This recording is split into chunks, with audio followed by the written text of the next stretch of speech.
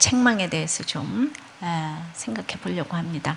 우리가 참 책망받기 참 싫어하죠. 저도 책망받는 거 진짜 너무 싫어합니다. 어렸을 때부터 이렇게 칭찬만 많이 받아가지고. 그래서 책망받기 좋아하는 사람 정말 없는 것 같고 힘들다고 생각이 되어져요. 한 목사님이 있어요. 이분도 평생 책망을 받아본 적이 한 번도 없는데 심지어는 그 무서운 군대에서까지 선임병에게 사랑을 받았답니다. 그랬는데 이분이 책망을 받은 일이 있으니 오직 우리들 교회 와서 이렇게 책망을 받는데 그 목사가 말하기를 자기보다 더 책망을 받지 않은 사람이 있으니 자기 아내라고 이렇게 얘기를 합니다. 누군지 궁금하죠? 바로 저희 사위 목사이고 우리 딸을 말하는 것입니다. 근데 여러분들 그 무슨 책망을 받았는지 너무 궁금하시죠? 제가 이제 예를 들면 요즘에 자꾸 우리 집에 살다 보니까 얘기가 이렇게 나오게 되네요. 제가 이렇게 밥을 먹으면서 제 옆에 아무리 오래 있어도 변하지 않을 수가 있다고, 또 변하지 않는 사람도 있다고. 그래서 그렇게 얘기를 하고 우리 사위를 보면서 왜 아무 말 안 하냐고, 재미없냐고 내가 그랬더니 재미 하나도 없다고 이렇게 얘기를 하더라고요. 그래서 왜 그렇게 재미가 없냐고 그랬더니 지금 할 일이 있어요. 그러면서 휙 나가버리더라고요. 그래서 그때는 제가 우리 아처럼 아무 질문을 안 했어요. 며칠 지나서 그렇게 기분이 나빴다 좋았다 하면 병원에를 좀 가보세요. 제가 지금 표정 관리가 안 되는 분들은 다 우리 사위를 찾아가서 수고하고 무거운 짐진 처가살이 하는 자들아 내게로 오라 하는 사위에게 찾아가서 위로를 좀 받으시길 바라고, 또 저는 이제 저 또한 요즘 장서 갈등으로 그 힘들어하는 전국의 장인 장모한테 심심한 애도를 표하는 바입니다. 정말 고부 갈등, 장서 갈등 저는 정말 그 고루고루 안 겪는 게 없네요. 그런데 또 그런가 하면 왜 목사님은 저에게 책망을 안 하세요? 또 이러시는 분도 계세요. 그 흔한 책망 왜 자기한테는 한 번도 안 하냐고. 실족할 지경으로 우리들 교회는 책망의 교회입니다. 그리고 또 지난번에는 가봤더니 왜 책망만 하세요? 위로 좀 해주세요. 이런 목자가 또 계셨어요. 자, 오늘 나달의 책망을 보면 이런 책망이야말로 가장 다윗을 위로한 것이 아닌가 합니다. 몸에 쓴 것이 건강에 좋듯이 영육간에 좋은 것은 이렇게 쓴 것입니다. 우리가 이렇게 성경을 봐도요, 그 디모데후서 그 유명한 성경 구절 있잖아요. 성경은 하나님의 감동으로 된 것으로 교훈과 책망과 바르게 함과 의로 교육하기에 유익하니. 여기 위로가 없어요. 모두가 책망에 관한 구절이에요. 성경은 책망의 책입니다. 그래서 오늘 다 같이 살이 되고 피가 되는 이 책망을 다 같이 받아보기를 바랍니다. 자, 첫째로 책망은 책망하는 사람이 있습니다. 책망하는 사람은 믿음의 사람이어야 됩니다. 1절입니다. 여호와께서 나단을 보내시니 그가 다윗에게 가서 이르되, 책망은 믿음의 사람이 해야 합니다. 죄 가운데 있는 다윗에게 나단을 보내시는 하나님이십니다. 어떤 하나님이요? 자, 바빌론 70년 포로 생활을 회복하게 해준 사람은 바사의 고레스 왕입니다. 그러나 70년 전에 예레미야에게 하신 말씀을 이루게 하시려고 그 왕 고레스를 감동시켰다고 하셨어요. 내 인생을 회복시켜줄 고레스보다는 신실하게 내 인생을 해석해주고 책망해줄 예레미야를 간절히 찾아야 하는 것입니다. 지난번 우리 우리아를 그 죽였던 11장에서 보내다 하는 동사가 12번이나 나왔어요. 다윗이 보내고 밧세바가 보내고 요압이 보내고, 하나님은 주무시는 줄 알았어요. 그랬더니 드디어 침묵하시던 여호와께서 보내시며 행동을 취하시기 시작하십니다. 나단이라는 이름의 뜻은 선물, 주는 자예요. 하나님의 말씀을 주는 자라는 이제 뜻입니다. 인생 채찍 사랑의 매를 맞는 것이 복이라고 쓴소리를 해줄 수 있는 이런 나단 선지자와 다윗의 만남이 바로 선물이 되는 것입니다. 죄 가운데 있는 다윗에게 친히 찾아오셨습니다. 나단은 다윗에게 성전을 짓지 말라는 이 얘기를 해준 선지자입니다. 근데 또 와서 이제 죄를 책망하니까 다윗은 나단만 보면 기분이 나빴을 것 같아요. 나단은 책망의 선지자라고 해도 틀리지 않는 말입니다. 그래서 책망을 잘 받는 사람이 참 드물어요. 근데 우리는 잘한다, 부자 된다, 병 낫는다는 메시지는 본질적인 회복을 줄 수가 없습니다. 그래서 위로만 받으려고 하지 말고 책망부터 이제 받아야 합니다. 그런데 잘못이 크면 이 책망을 받기가 참 어렵습니다. 상당한 인격을 가지기 전에는 이 책망을 참 잘 못 받아요. 나단은 다윗 왕의 죄를 책망하는 임무를 하나님께 받았습니다. 그의 임무는 아주 위험한 것이었어요. 다윗 왕이 자신의 죄를 인정하면 문제가 없겠지만 부정한다면 그 자리에서 죽는 것입니다. 예, 하늘에 나는 새도 떨어뜨리는 통일 왕국의 지금 왕이잖아요. 그래서 헤롯 보고 불륜을 책망해서 세례 요한이 죽었습니다. 또 아합에게 흉한 일을 예언했다가 미가야 선지자는 뺨을 맞았습니다. 생명을 내놓고 죄를 지적하는 나단은 왕이 원하는 말이 아니라 하나님의 말씀을 이렇게 들려주는 자입니다. 그래서 인간적인 책망이 아니라 하나님께로부터 오는 책망은 그 말씀으로 나 자신을 돌아보게 하고 나의 막혔던 마음이 뻥 뚫린 듯한 시원함을 느끼게 해줍니다. 우리들 교회로 인도한 친구가 늘 바른 말만 해주고, 그리고 친절한 타입도 아니고 막 터프하기까지 그런 친구인데, 이상하게 그 친구를 이렇게 참 온유한 친구다 이렇게 생각이 된다는 나눔을 들었어요. 온유한 친구고 참 이렇게 온유한 나눔을 해준다. 예. 이제 이런 분이 있는가 하면 말씀이 들리지 않는 사람은 이 성경의 책망이 아주 불편할 수 있죠. 예. 그래서 이제 결혼 생활이 너무 힘들어서 왔는데 이혼하지 말라. 또 재혼을 하려고 그러는데 재혼은 아프리카 선교보다 더 힘들다. 이러니까 너무나 처음에는 아프고 분하고 화가 날 것입니다. 모든 사람들은 제가 늘 말리지만 다 화가 나서 하지요. 그러면 나중에 그래요. 그때 더 말려주시지. 그래요. 예. 그래서 처조에서 각자의 상황에 맞게 말씀을 풀어주고 해석해주는 이 믿음의 지체가 필요합니다. 목장 공동체가 그 책망자가 될 수 있습니다. 좋은 책망자는 자신보다 듣는 사람을 더 지혜롭게 해줄 수 있어요. 또 현재의 모습이 아니라 앞으로 변화될 모습으로 대하며 가능성을 가지고 책망하는 자입니다. 다윗은 그리스도의 조상이 될 사람이기 때문에 거기에 맞게 책망해 주는 사람이 나단입니다. 그렇지 않다면 정죄하는 것이 돼요. 그 사람에게 맞게 책망해 주는 사람이 그래서 가장 좋은 책망자입니다. 적용을 해보십시오. 여러분은 좋은 책망자입니까? 정죄하는 책망자입니까? 자, 두 번째는 책망의 방법이 이제 나옵니다. 책망을 첫 번째는 그러니까 누가 하는가, 두 번째는 어떻게 책망하는가, 책망의 방법이 나옵니다. 나단은 어떻게 책망했을까? 적절한 순간을 기다렸어요. 책망은 해야 하지만 나단도 밧세바의 임신기간 10개월 가량을 기다렸어요. 반드시 필요하지만 아픔이 뒤따를 이 말을 들려주기 이전에 적절한 순간을 기다린다는 것은 무엇을 뜻합니까? 민감함으로 책망해야 하는 것으로 의미합니다. 민감함으로 책망하는 것은 또 무엇입니까? 고든 맥도날드는 민감함은 상대방의 이야기에 실려있는 그 느낌까지도 알아차리는 것이고 또 말로 표현되지 않는 내용과 침묵이나 신음이나 한숨을 듣는 것이라고 해요. 피곤과 불행과 기대와 고독과 상처 같은 것을 읽어내는 것이라고 하는 거예요. 이것이 민감함이라는 거예요. 그리스도인이 된다는 것은 곧 민감한 사람이 된다는 것입니다. 그러면 민감함은 타고나는 것입니까? 그렇지 않습니다.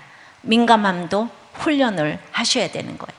어떻게 기도로 또 경청으로 이게 잘 들으셔야 돼. 그리고 성숙한 사람들을 통해서 우리 같으면 이제 목장에서 묻고, 그리고 삶의 현장에서 많은 질문을 던지면서 왜 그렇게 됐을까요? 왜 이런 일이 일어났어요? 저 사람은 왜 화를 낼까요?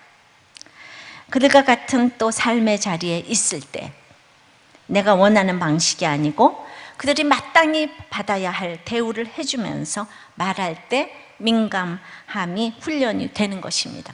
사위는 사위 대접을 해주고 며느리는 며느리 대접을 해주고 이래야 되는데, 나는 시어머니다, 나는 뭐 장모다, 이렇게 자기를 내세우면서 그렇게 책망을 할 때 그 책망이 들리겠습니까? 그들이 마땅히 받아야 할 대접을 해주는 것이 너무 중요합니다. 여러분들은 이제 명절을 맞이하여서 다 각자가 할 텐데, 정말 시어머니는 며느리를 대접해 주시고 며느리는 시어머니를 대접해 주시고, 이 모두 각자 이게 민감함인 것이에요. 그렇게 하기 어려운 이유는 무엇입니까? 이 아픔이 되는 말을 했을 때 여러분들의 본능적인 반응은 무엇입니까? 이제 분명히 명절에 가면 아픔이 되는 말을 주고 받을 것이에요. 그럴 때 여러분들의 본능적인 반응을 한번 써보세요. 기억해 보세요.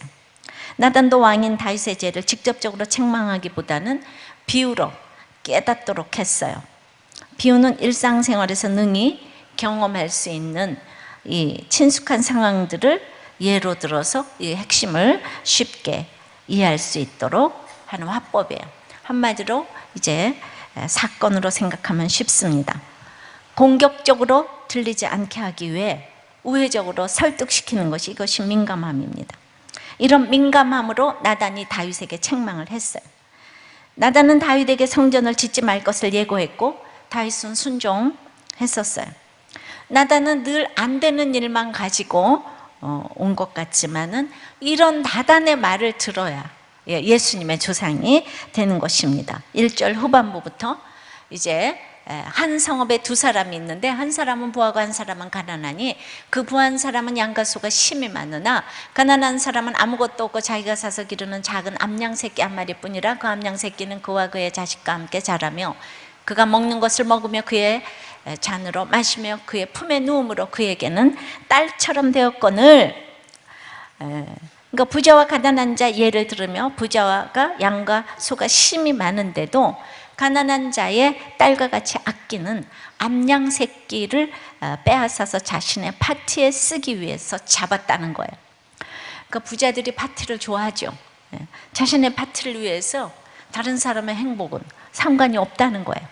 근데 이런 사람 중에는 다윗처럼 자신의 죄를 감추고자 더욱더 교회 열심히 나가고 더욱더 헌금 생활도 열심히 하면서 성도들을 얼마든지 속일 수가 있는 사람이 있다는 것입니다. 그러니까 부한 자인 다윗이 처첩이 많음에도 우리아가 딸처럼 아끼는 암양 새끼 같은 한 아내를 취한 것을 비유했습니다. 사실 이게 다윗 얘기 아니겠습니까? 이건 엄청난 비유인 거예요. 우리 교회도 간증을 통해 자신의 죄를 보라고 날마다 자신의 삶을 통해 죄를 고백을 합니다. 그 말을 듣고 내 죄라고 고백하는 간증자들이 날마다 있기 때문에 여기 간증이 끊어지지를 않아요. 그런데 이 간증을 들으면서 전혀 나와는 상관없는 일로 듣는 사람도 있어요. 아주 제가 신기하기까지 해요. 바람핀 얘기를 해도 내 얘기를 안 들려요. 정말 부도 난 얘기를 해도 욕심이 많아서 부도가 났다고 본인인데 못 들어요. 그리고 여기 문제 부모가 많다고 회개를 하면은 아주 나쁜 부모군 그래요. 자기가 부모면서. 전혀 못 알아듣는 게 제가 정말 신기하기까지 하다니까요. 그런데 바로 다윗이 모르는 거예요. 자기 얘기를 하고 있는데 다윗이 못 알아듣는 거예요. 우리의 다윗이 못 알아듣고 있어요. 깨닫지를 못하는 거예요. 하나님께서 택자에게는 성공해도 교만해지지 않을 그 연단을 계속 주셨어요. 그래서 지금까지 그렇게 다윗에게 연단을 계속 많이 주셨어요.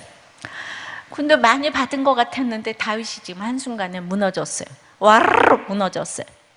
고생하다 성공하니까 당연하게 느껴져서 지금 악을 행하고 회개를 하지 않고 있습니다. 근데 다윗이 지금 아주 지옥 가게 생겼어요. 그래서 하나님이 개입을 하신 거예요. 언젠가 하나님의 심판대 앞에서 다 드러날 것인데 이 땅에서 드러나는 것이 얼마나 축복인지 모릅니다. 이건 정말 사실 축복이에요. 그러나 인간은 자신의 의지로 자기 악과 음란을 드러내기가 아주 거의 불가능하다고 봅니다. 은폐하고 있는 죄들이 없는 사람들이 없는데도 다 드러내지를 않아요. 이거 우리들 교회만 죄가 있는 것 같은데 우리는 그거 음란하다고 그랬어요, 예수님이. 그런데 우린 죄 얘기를 안 하고도, 전혀 죄 얘기를 안 하고도 부부간에 너무 행복하고, 가족이 행복하고, 교회가 행복하며 나라가 행복할 수 있다고 믿는 사람들이 있다면 골문 상처를 가지고 행복하다고 하는 것과 같습니다. 항생제를 딥다 투여하고 골마 터지지도 못하게 회피하면서 나는 행복해, 우리는 행복해, 우리 가정은 행복해, 우리 교회는 행복해를 꼭 주문 걸고 있는 것과 같습니다. 이 땅에서 터지지 않으면 저 세상에서 터집니다. 그러면 그곳은 회복이 없습니다. 끝입니다. 이 땅에서 드러내서 심판받는 사람들은 그로 인해 회개의 기회가 주어지기 때문에 진정 행복한 사람들이라고 할 수가 있습니다. 적용해 보십시오. 여러분은 어떻게 책망을 합니까? 민감함을 훈련하기 위해서 이제 기도로, 또 경청으로, 묻기로, 삶의 현장에서 질문하기로, 또 그 자리에서 있어주기 중에서 여러분들은 어떤 훈련을 하고 있습니까? 기본적으로 목장에 안 가시는 분은 좀 가시기를 적용해 보시기를 바랍니다. 세 번째는 이 책망에는 반응이 있어요. 자, 어떻게 반응했을까요? 5절 6절입니다. 다윗이 그 사람으로 말미암아 노하여 나단에게 이르되 여호와의 살아계심을 두고 맹세하노니 이 일을 행한 그 사람은 마땅히 죽을 자라. 그가 불쌍히 여기지 아니하고 이런 일을 행하였으니 그 양새끼를 4배나 갚아주어야 하리라 한지라. 다윗은 아직 인간의 죄성에 대해서 정말 모르는 것 같습니다. 인간에게 인간 자신보다 더 중요한 주제는 없습니다. 인간을 연구할 수밖에 없이 인간을 날마다 만나는데도 인간은 인간에 대해서 가장 모릅니다. 인간 자신에 대해 잘 모르는 이유는 첫째가 죄에 대해서 익숙해져 있고, 두 번째는 반은 선하고 반은 악하면 이 선한 행위가 악한 행위를 자꾸 감추어 줄 수 있기 때문에 속는 거예요. 회피하고 싶고 자기도 속아요. 그러니까 자기 자신에 대해 모를수록 다른 사람을 평가할 때 가장 혹독하게 판단함으로 자기가 그렇지 않다는 것을 막 의도적으로 보이려 하는 거예요. 본능이에요. 그래서 어떻게 저럴 수가 있냐, 이게 우리의 주제가입니다. 하나님께 진정 용서를 받은 경험이 없다면 남을 함부로 비판하고 책망하게 됩니다. 그래서 자기 보라고 오는 것인데 다윗은 지금 자기를 보지 못하고 있어요. 그러므로 그냥 암양 뺏은 부자를 마땅히 죽을 자라고 4배나 갚아줘야 한다고 막 분노했어요. 제3자적인 노함으로 자기와 상관없다는 반응을 보였어요. 뭐예요? 비유를 듣자마자 부자를 욕하면서 자신의 믿음의 현주소를 드러냈습니다. 그래서 우리가 그러잖아요. 뭐 그냥 무슨 사건이 하나만 나면 다 나가 죽어라 어째라 저째라 그냥 막 비판하고 판단하고 자기는 너무나 선한 사람인 것처럼 바로 다윗이 그랬습니다. 죄를 모르는 사람은 남들을 판단하는데 전공이에요. 우리 남편도 남을 기독교를 비판하기 위해서 이 땅에 태어난 사람처럼 그렇게 비판을 했어요. 밧세바 사건은 자기를 직면하게 된 다윗의 분수령이 되는 사건입니다.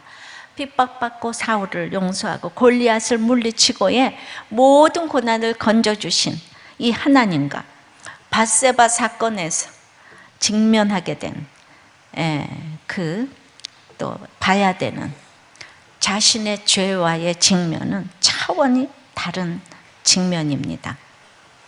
다윗의 가장 문제는 자기 애라는 거예요. 이게 다윗의 문제인 거예요. 밧세바의 문제가 아니고 자기의 문제, 자기 사랑. 그러니까 자기를 지금 직면한다고 하면서, 얼마나 다윗이 믿음의 사람입니까? 자신을 직면한다고 하면서 뿌리가 자기 애라는 거예요. 이런 사람이 하나님을 긍정적으로 생각하는 것은 늘 하나님께 큰 축복을 받았다고 생각하기 때문이에요. 참사랑은 하나님으로부터 시작되며 그분 자체를 사랑하는 것입니다. 하지만 자기 애는 자신으로부터 시작되며 자신의 행복과 이익 때문에 하나님과 친밀하고 하나님을 사랑하는 거예요. 영적 겸손함은 자신이 얼마나 부족하고 나약하고 얼마나 죄 많고 절망적인 존재인지를 깨닫는 것인데, 말씀을 통하여 그거를 깨닫는 것인데, 이제 자꾸 자기 애에서 비롯한, 그러니까 너무 하나님이 나를 양자 삼아 주시고 나를 용서해 주시고, 그래서 맨날 이런 얘기를 하는데 맞지요. 그런데 스티븐 아트분이 얘기를 하기를, 종교 중독자들은 처음으로 신앙을 가졌을 때의 그 같은 절정의 경험을 하기를 원하는데, 그것이 가만히 있는데 하기 원하니까 그게 안 되니까 매너리즘에 빠지니까 다른 데다 눈을 돌리게 되면서 성적인 중독이 나타날 수가 있다는 거예요. 비밀스럽고 수치스러운 성적인 경험들은 종교적인 절정감과 아주 유사한 절정감을 가져다 준답니다. 표현되지 않는 정욕은 이제 벗어나고픈 강한 욕구와 결부되기 때문에 그토록 헌신적인 사람이 그토록 음란한 행위를 할 수 있다는 사실을 정말 우리는 도저히 이해가 안 되려고 그러죠. 그러니까 막 너무나 열렬한 예배 후에 그렇게 다 술을 마시고, 그리고 음식 중독자들이 될 수도 있고, 그리고 그 중독자들이 신앙적으로 금하게 된 일들에 빠져들게 된다는 것입니다. 사건이 일어나는 거 보면 그게 맞는 것 같아요. 다윗이 하나님을 너무 사랑하지만 이 자기 애로 인해 주님과의 첫사랑과 같은 절정의 감정을 밧세바에게서 찾았을 수 있어요. 거기에 권세를 썼어요. 그래서 그냥 부자에게 노예에서 판단하고 부자를 욕하면서 책망을 해도 깨닫지를 못하고, 그래서 책망을, 나단의 책망과 다윗의 판단이 대비되고 있습니다. 책망을 못 받는 사람은 판단을 합니다. 정죄를 하고 판단을 합니다. 그래서 다윗이 이렇게 깨닫지를 못하니까 7절에 나단이 다윗에게 이르되, 당신이 그 사람이라, 당신이 바로 부자 그 사람이다. You are the man. 이 얘기는 알아들으시죠? 저도 알아들어요. You are the man. 당신이 바로 그 사람이라. 당신이 죽어야 된다고 하는 부자가 바로 당신이다. You are the man 얘기를 하는 거예요. 돌직구를 날렸어요. 지극하신 하나님의 사랑으로 여호와 보시기에 소위가 악하였을지라도 지금까지 온 다윗입니다. 그러니까 아무리 이거를 애정으로 해도 당신이 죽어야 될 사람이라 그러는 것은 생명을 내놓고 얘기하지 않으면 할 수가 없는 얘기죠. 눈치하고는 다릅니다. 그래서 저는 다윗에게는 어쩌면 이렇게 좋은 사람이 있을까? 어쩌면 때마다 이렇게 좋은 사람이 옆에 있을까? 물론 요압 같은 사람도 있지만 그것조차 다윗의 훈련입니다. 사람이 좋고 나쁘고는요, 옆에 어떤 사람이 있는가에 달려 있다고 해도 과언이 아닙니다. 당신이 그 사람이라는 이 결정적인 말은 정말 사랑하지 않으면 못하는 말입니다. 생명을 내놓는 사랑보다 더한 사랑이 어디에 있겠습니까? 주님은 연약하면 가슴 아파하시지만 진리에 대해서는 단호하고 양보가 없으세요. 할 말은 반드시 하시고 안 하시는 법이 없으세요. 우리가 적용을 할 때 책망을 받으면 흔히 이제 다음에 유형의 반응을 보인다고 합니다. 한 5가지 정도로 여러분 어떤가 좀 생각해 보세요. 딱 책망을 하면 첫째가 칭찬인지 욕인지 모르는 사람이 있어. 부드럽게 민감하게 해주니까. 두 번째는 앙심 품는 사람이 있고, 꼬인 사람이 있고, 막 너무나 지극히 예민하게 받아들이는 사람이 있고, 그리고 이제 다섯 번째는 옳소이다 하고 겸손한 반응을 보이는 사람이 있어요. 여러분은 어떤 책망에 대해서 어떤 반응을 보이십니까? 나눠보세요. 여러분은 그리고 책망합니까? 판단합니까? 네 번째는 그러면 그 책망의 내용이 무엇인가? 그러니까 무엇을 책망했을까요? 그냥 결론부터 말하면 네 주제를 알아라, 네 자리를 알아라. 그리고 아주 모진 형벌을 주셨어요. 7절 8절입니다. 나단이 다윗에게 이르되 당신이 그 사람이라 이스라엘의 하나님 여호와께서 이와 같이 이르시기를 내가 너를 이스라엘 왕으로 기름 붓기 위하여 너를 사울의 손에서 구원하고 내 주인의 집을 내게 주고 내 주인의 아내들을 내 품에 두고 이스라엘과 유다 족속을 내게 맡겼느니라.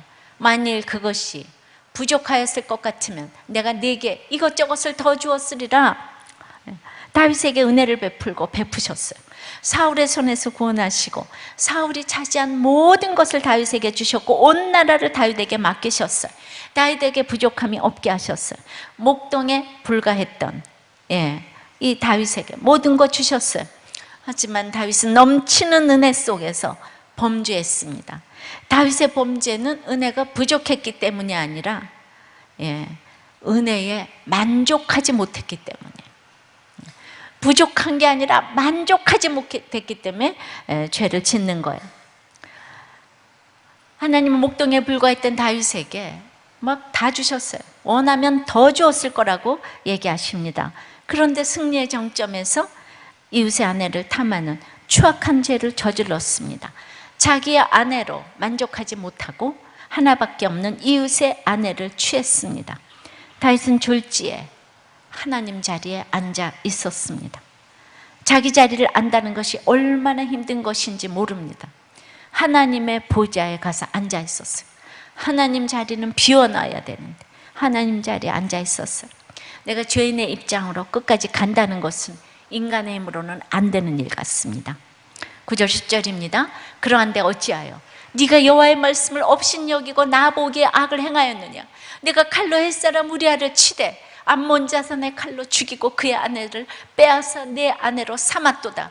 이제 네가 나를 업신여기고 햇사람 우리아의 아내를 빼앗아 네 아내로 삼았은즉 칼이 내 집에서 영원토록 떠나지 아니리라 하셨고, 다윗은요 직접 죽이지 않았잖아요. 요압을 통하여서 암몬 자손의 칼에 맞아 죽었잖아요.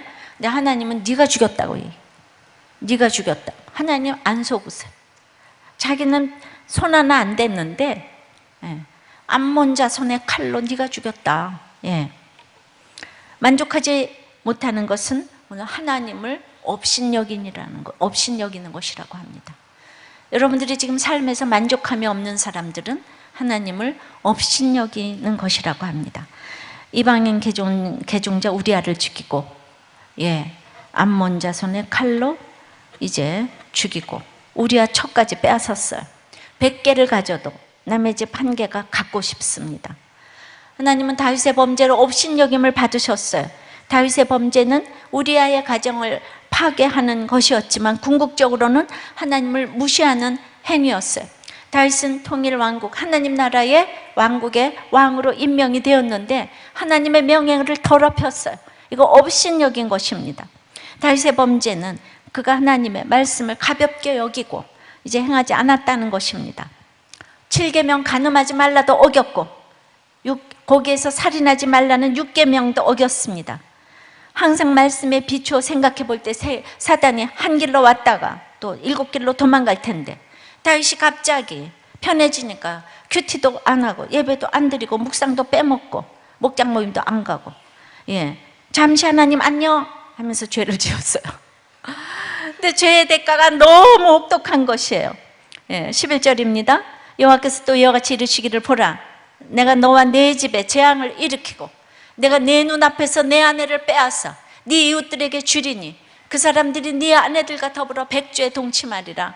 너는 은밀히 행하였으나 나는 온 이스라엘 앞에서 백주의 이 일을 행하리라 하셨나이다 하니 다윗의 죄에다 형벌을 선언하셨어요. 모진 형벌을 주심으로 다윗을 포기하지 않고 끝까지 끌고 가신다는 거예요. 7장 16절에서 네 집과 네 나라가 영원히 견고하리라고 하셨던 하나님께서는 이제 칼이 내 집을 떠나지 아니하리라고 말씀하십니다. 이처럼 다윗의 범죄는 하나님의 축복을 취소할 만큼 무서운 것이었습니다.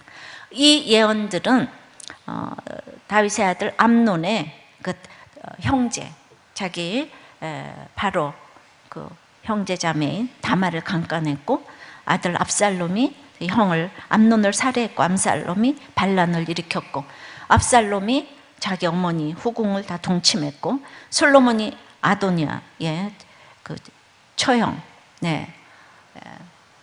솔로몬의 그 아도니아의 처형 등으로 이루어집니다. 그러니까 반역을 했어요. 참으로 다윗이 하나님의 은혜를 배반하고 이 거짓과 살인과 이것에 대한 보응으로 이렇게 죄가 책망을 통해 보응을 받습니다. 이렇게 책망은 무섭게, 사랑하니까 무섭게 했습니다. 책망한 지도자가 또 있습니다. 느헤미야 13장 25절에 보면 내가 그들을 책망하고 저주하며 그들 중 몇 사람을 때리고 그들의 머리털을 뽑고 이르되 너희는 너희 딸들을 그들의 아들들에게 주지 말고 너희 아들들이나 너희를 위하여 그들의 딸을 데려오지 아니하겠다고 하나님을 가리켜 맹세하라고. 느헤미야는요 그들을 책망하고 저주하고 때리고 머리털을 뽑았어요. 너무 교양 없어 보입니까? 교양의 여부와 상관없이 여기에서 불신결혼을 막을 사람은 느헤미야 한 사람밖에 없는 거예요. 유다 귀인들과 믿는 사람들 중에서도 귀인들과 지도자들은 물론이고 대제사장까지 있었던 성을 지키고 있던 산발락과 도비아와 같은 원수와 혼인으로 동맹을 맺고, 그리고 이제 부자들하고 결혼했으니까 가서 잘 살면 되지, 불신결혼이 무슨 상관이야 하고 있으니까 그냥 느헤미야 혼자서 진심으로 최선을 다해서 막는 거예요. 불신 결혼을 막아야 할 지도자들이 이방인과 통혼을 했어요. 심각한 일입니다. 교회에 수만 명의 사람이 모인다고 해도 불신 결혼을 심각하게 여기지 않으면 100년 후 교회의 미래는 없습니다. 불신 결혼으로 태어날 자녀들이 유다 말을 못 쓰고 성경을 못 읽게 되었듯이 교회도 무너지게 됩니다. 그래서 한 사람 한 사람의 결혼, 한 가정의 믿음의 결혼이 진짜 중요합니다. 하나님께서 우리들 교회를 정말 부흥시키신다는 단 한 가지 이유가 있다면 불신결혼을 막고 이혼을 막기 때문이에요. 이게 너무 중요하기 때문에 교회의 100년 대계는 여기에 달려있는 거예요. 불신결혼에 달려있는 거예요. 그러니까 이 얘기를 첫날부터 지금까지 하루도 안 빠지고 한 주일도 안 빠지고 제가 하는 거예요. 잠시 후에 성경을 읽을지도 몰라요. 믿는 사람들도 다 잠깐 어디 서구 유럽에 이런 데 가면은 장례식 때 한 번, 태어나서 한 번, 결혼식 때 한 번, 그 믿는 나라가 1년에 평생에 교회 3번 간다는 거 아니에요? 그런데 잘 사니까. 근데 점점 몰락해 가고 있죠. 그렇기 때문에 불신결혼을 막기 위해 어떤 조롱과 모욕을 줘도 지나치지 않습니다. 조롱은 일시적인 것이기 때문입니다. 왜냐하면 불신결혼을 한 이후에 겪을 고통이 너무나 심하기 때문에 어떤 모욕을 주어서라도 불신결혼은 막아야 합니다. 여기에 민감함을 생각해서 또 나중에 깨달을 것이에요 이러시지 마시고요. 이럴 때는 민감함이 또 필요가 없는 거예요. 아니, 민감함이라는 건 조용한 게 민감함이 아니에요. 책망을 받았을 때 순한 마음으로 받는 사람 참 드뭅니다. 근데 청소년부 주보에 중학교 2학년 학생들이 쫙 나눔을 올렸는데 이런 나눔 올렸어요. 우리 부모님은 가난 때문에 자주 다투시고 이혼의 위기는 겨우 넘겼지만 여전히 상황은 좋지 않다. 이게 꼭 할아버지가 나눈 얘기 같죠.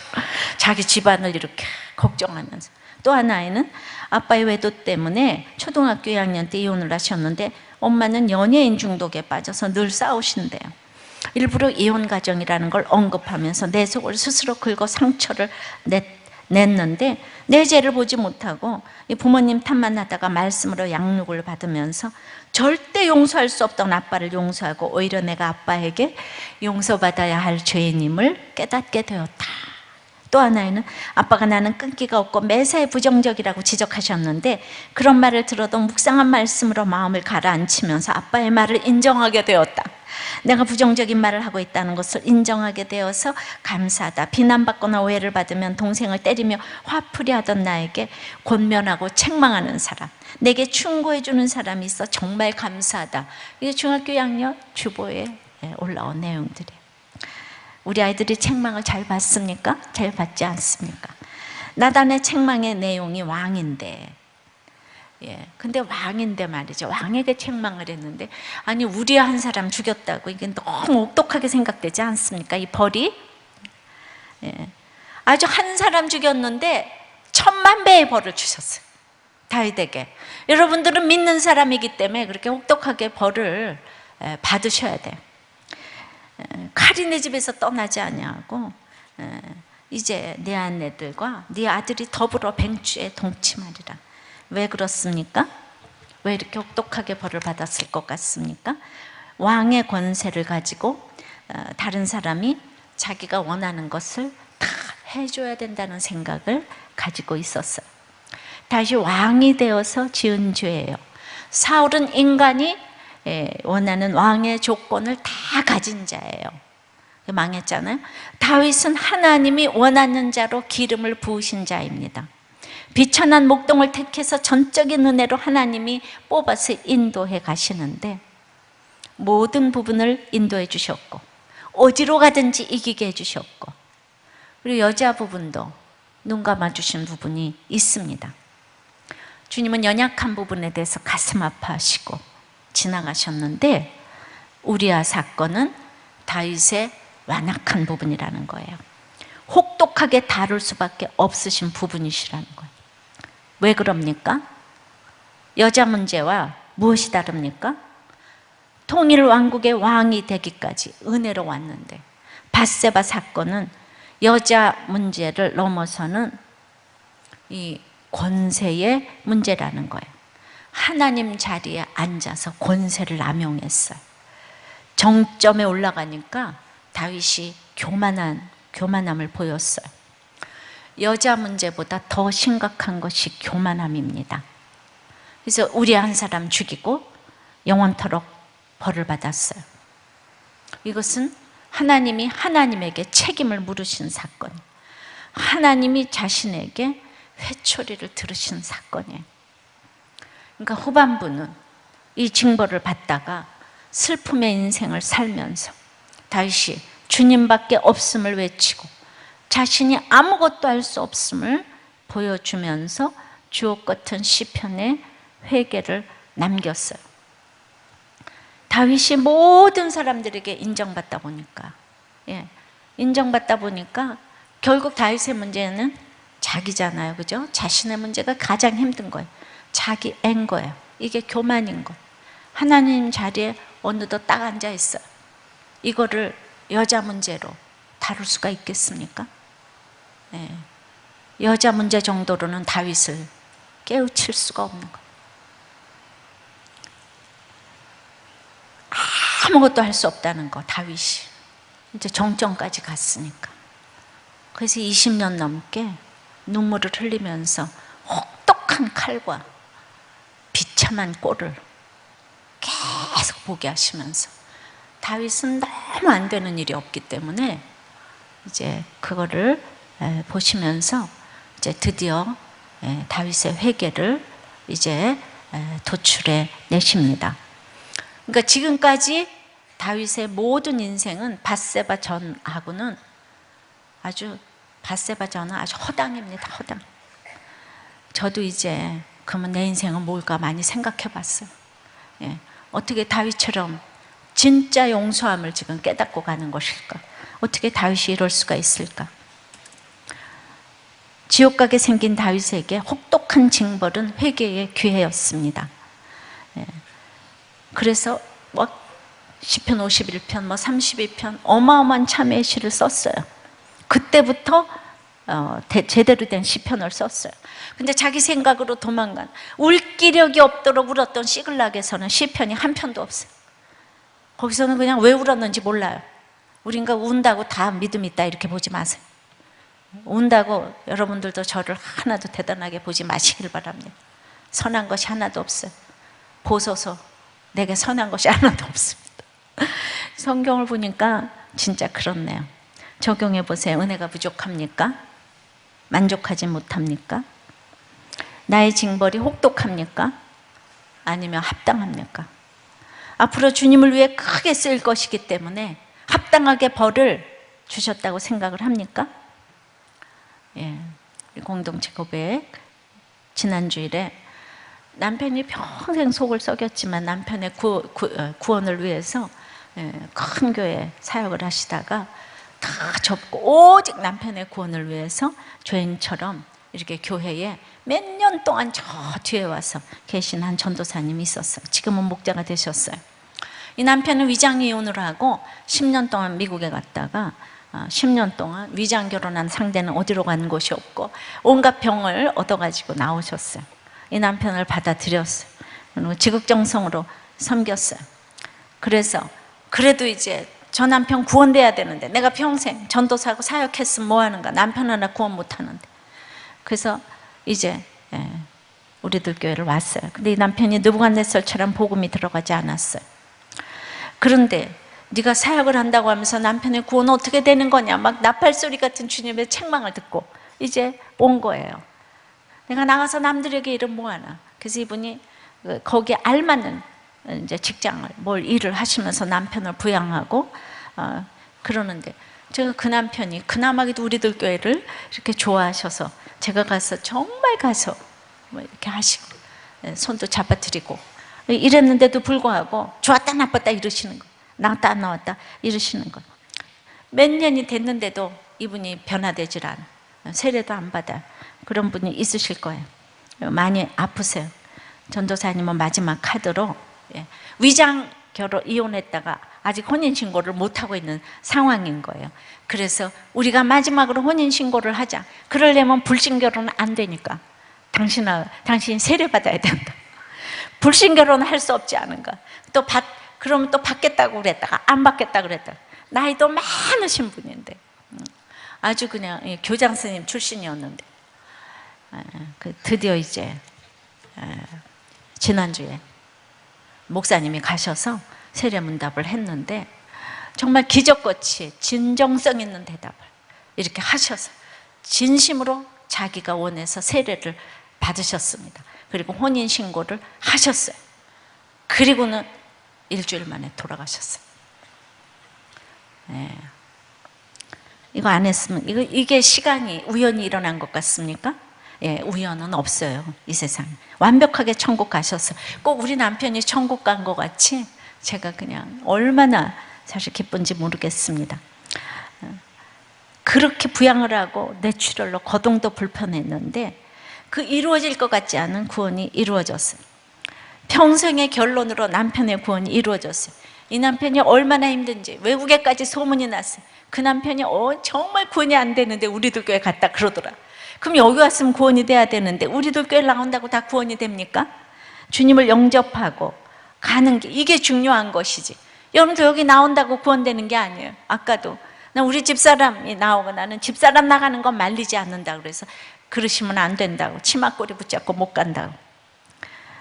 정말 전도사님의 삶의 결론인 것 같아요. 순간적으로 일어나는 일이 아닌 것. 어떤 일도 조건 앞으로가 없는 것 같아요. 책망 잘 받고 갈 때 구원이 이루어집니다. 오랫동안 지금 굉장히 몇 년이 지났어요. 남편의 구원 때문에 교회 와서도 책망 잘 받고 그저 죄인의 모습으로 계셨어요. 평신도 그렇게 큰 교회에 사역을 하시다가 이렇게 조용히 와서 겸손하게 있을 수가 없는 거예요. 그러니까 그분은 구원 때문에 사역도 내려놓고 뭐 기득권도 내려놓고 인정받는 것도 내려놓고 오직 내려놓고 하니까 제가 그냥 가만히 있어도 아는 게 있어요. 제가 마음이 짠한 게 있는 거예요. 그냥 죄인의 모습, 막 겸손하게가 짝이 없어요, 진짜. 그래서 그냥 구원이 괜히 이루어진 게 아니구나. 정말 그렇게 원하던 구원의 상을 주셨어요. 너무 제가 축하드리고 정말 난 박수로 격려를 좀 하고 싶어요. 여러분들도 박수 좀 쳐주세요.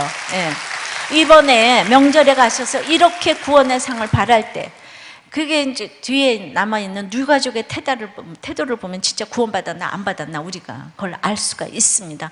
구원이 이렇게 중요한 거예요. 모든 걸 내려놓을 정도로 중요한 거예요. 정말 천하보다 귀한 것이 구원인 거예요. 이런 구원의 애통함을 가지고 이번에 정말 여러분들의 부모와 형제를 만나시기를 바랍니다. 제 책을 좀 가져가셔서 그것 때문에 달라지시는 분들도 많잖아요. 사인을 해줄 테니까. 정말 우리는 영원 구원 때문에 있는 교회고 가정 중수 때문에 있는 교회입니다. 그러니까 지금 있잖아요. 이렇게 책망을 잘 받아야 되는데 어떤 또 모든 걸 갖춘 분, 이 병원장님 그냥 유명한, 그런데 지금 다 암이 걸리셨대요. 위암이 걸리셨대요. 근데 그냥 그 얘기 듣자마자 너무너무 요동함이었고 담담하신 거예요. 천국에서 오니 그냥 짝 있으니까 옆에 모든 사람들이 너무 은혜를 받는 거예요. 어떻게 저렇게 위암 3분의 1을 잘라내야 된다 그러는데, 그러니까 이걸 보고 우리가 이제 그 길을 가는 거예요. 선배를 보고 후배들이 따라가는 거예요. 건강에 책망을 받았어도 이렇게 책망을 잘 받고, 정말 이 모든 육적인, 정신적인, 영적인 모든 관계에서 책망을 받았을 때 이렇게 가는 모습을 보였을 때에 정말 여러분들의 가정과 여러분들에게 구원이 일어날 줄 믿습니다. 말씀 맺어요. 책망은 믿음의 사람이 해야 합니다. 책망은 민감함으로 해야 합니다. 책망은 노함으로 반응하지 말아야 합니다. 책망의 내용은 네 자리를 알래는 거예요. 하나님 자리에 있지 말라는 것이에요. 그런데 다윗에게 1000만 배의 형벌을 주셨지만은 다윗 때문에 인류가 구원될 거기 때문에 모진 형벌에 대해서 감사하고 이제 가라는 것입니다. 자기 애에서 벗어나라는 거예요. 오늘 친히 찾아오셔서 우리가 어떻게 이제 이렇게 책망을 잘 받겠습니까? 우리가 어떻게 회개도 내 힘으로 하겠습니까? 그래서 오늘 성령이 우리에게 임하시기를 바랍니다. 여러분들의 마음을 성령이 만져주시기를 바랍니다. 찬양하고 기도합니다. 허무한 시절 지날 때, 허무한 시절 지날 때, 깊은 한숨 내쉴 때, 그런 부려오시며 단식하는 분이네. 고와 같이 너희를 버려두지 않으리. 내가 너희와 영원히 함께하리라. 성령이 오셨네. 성령이 오셨네. 성령이 오셨네. 내 주에 보내신 성령이 오셨네. 우리 인생 가운데 친히 찾아오셔서 그 나라 꿈꾸게 하시네. 다시 한번 찬양하겠습니다. 허무한 시절 지날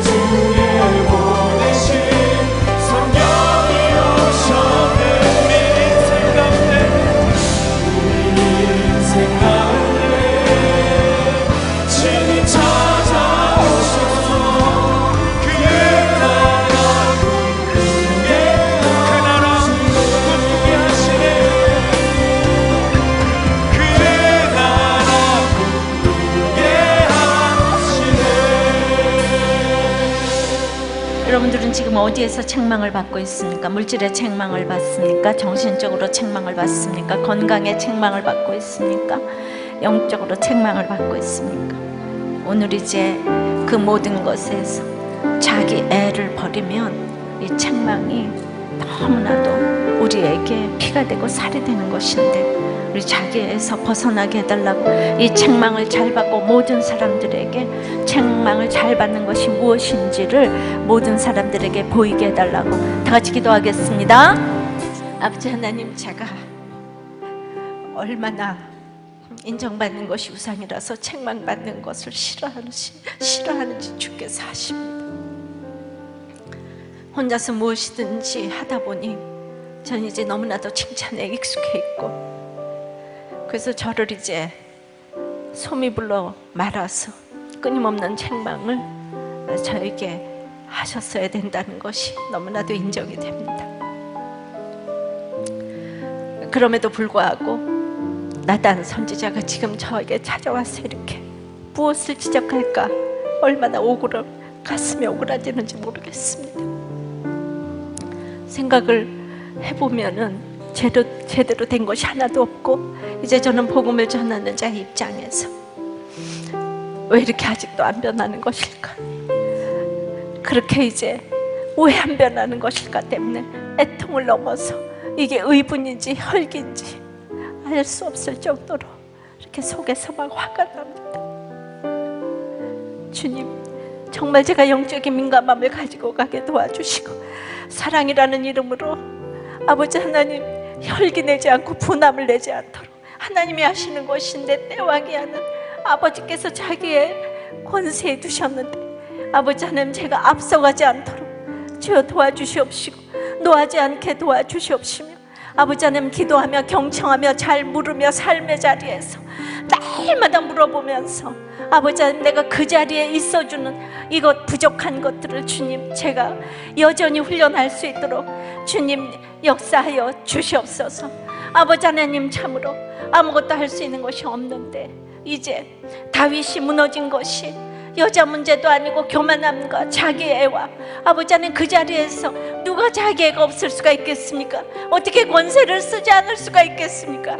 내가 쓸 수 있는 자리에서 권을 쓰지 않도록 도와주시옵시고, 내가 자기 애가 있을 수밖에 없는 아버지 하나님, 저를 불쌍히 여겨 주시옵시고, 참으로 이기적인 내가 너와 만나서 이기적인 우리밖에 안 된다고 했는데, 이번 명절에 아버지 하나님, 우리의 이기적인 모든 것들을 내려놓고 그렇게 아버지 하나님, 책망을 서로 잘 주고받으면서 구원으로 이끄는 이번 시간들이 될 수 있도록, 하나님의 시간으로 사용이 되어질 수 있도록 주님, 우리가 정말 무엇보다도 책망 잘 받고 올 수 있도록 주님 역사하여 주시옵소서. 예수님 이름으로 기도하옵나이다. 아멘.